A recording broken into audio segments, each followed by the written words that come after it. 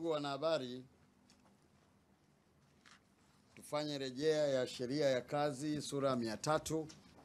Pamoja na mambo mengine, imenipa mamlaka mimi kama waziri mwenye dhamana ya masuala ya kazi kuunda bodi ya kima cha chini cha mishahara kwa ajili ya kufanya utafiti na kushauri kuhusu viwango vya chini vya mshahara pamoja na masharti mengine ya kazi. Itakumbukwa kuwa mnamo tarehe 25 Novemba mwaka 2022, aliyekuwa waziri mwenye dhamana ya kazi wakati huo alitangaza kima cha chini cha mshahara kwa sekta binafsi kupitia gazeti la serikali yenye namba 687. Aidha, kwa mujibu wa sheria tajwa, amri hiyo itamaliza muda wake ifikapo mwaka Disemba 2025. Naomba nieleze kidogo hapo. Sheria inataka kila baada ya miaka mitatu kufanywa review ya kima cha chini cha mshahara. Na nimeeleza hivyo kwa sababu nataka niwakumbusheni kwamba mara ya mwisho tangazo lilitolewa mwaka 2022 na leo hii mwaka 2025 tangazo hilo limefika mwisho. Ndugu wanahabari, ninao furaha ya kuwaambia kuwa mchakato wa upangaji wa kima cha chini cha mshahara umekamilika. Na kwa kuzingatia mamlaka niliyopewa chini ya kifungu cha 39 kifungu kidogo cha kwanza cha sheria tajwa, leo ninatangaza amri ya kima cha chini cha mshahara ambacho ilitangazwa tarehe 13 Oktoba mwaka 2025 kupitia gazeti la serikali namba 605A.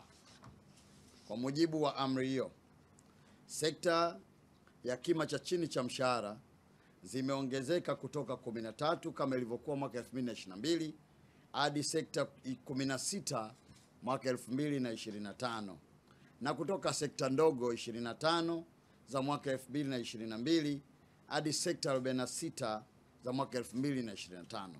Aidha, kima cha chini cha mshahara kimeongezeka kwa wastani wa asilimia 33.4 kutoka shilingi 275,060. Nirudie tena, shilingi 275,060 hadi shilingi 358,322. Ndugu wanahabari, amri ya kima cha chini cha mshahara imegusa sekta mbalimbali ikiwemo sekta ya kilimo, sekta ya afya, sekta ya mawasiliano, sekta ya usafirishaji, sekta ya hoteli, sekta ya madini, biashara na viwanda, shule binafsi, huduma za ulinzi binafsi, nishati, uvuvi, huduma za baharini, michezo, utamaduni pamoja na huduma nyinginezo. Aidha, kwa mujibu wa amri hiyo, kima cha chini cha mshahara kwa sekta binafsi kitaanza kutumika rasmi tarehe 1 Januari mwaka 2026.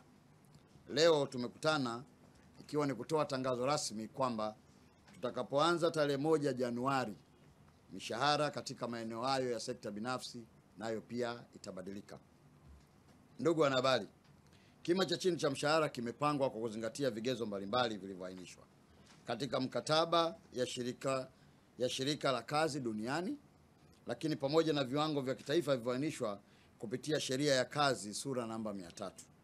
Baadhi ya vigezo hivyo ni pamoja na uwezo wa waajiri kulipa, kupanda kwa gharama za maisha, uwezo wa waajiri katika kuendesha biashara zao kwa tija, na dira ya maendeleo ya nchi katika kukuza uchumi, ajira na kazi zenye staha.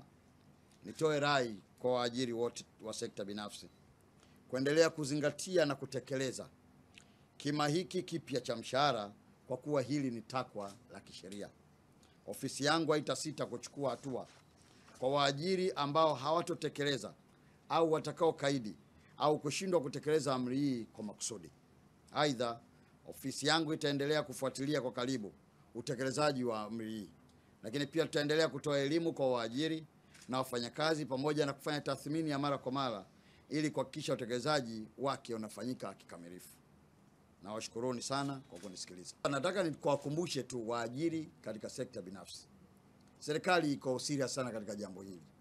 Watanzania wanalalamika sana, watoto wa Kitanzania ambao wanafanyishwa kazi wanalalamika sana, na tumekuwa mara kwa mara tunafanya inspection Wako baadhi ya kampuni hapa sitaki kuzitaja, tumezifungia, na wako baadhi ya waajiri tumekwisha peleka katika vyombo vya sheria, lakini nataka niwakumbushe kwamba sio wajibu wa wizara. Tuelewa, wizara sio mapolisi. Hatuna sababu ya kuanza kukabana ili watu waweze kulipwa mishahara yao.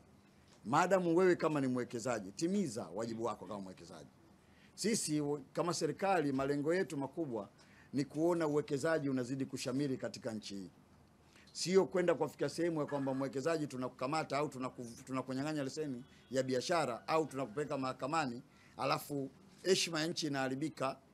Heshima yako inaharibika kwa sababu tu wewe umeshindwa kulipa hizo NSSF au hayo marupurupu mengine ambayo yameelekezwa kisheria. Nitoe wito kwa waajiri hasa wa sekta binafsi. Waangalieni watumishi hawa, kwa sababu mnachokipata ni kwa sababu ya kazi kubwa inayofanywa na vijana hawa wa Kitanzania.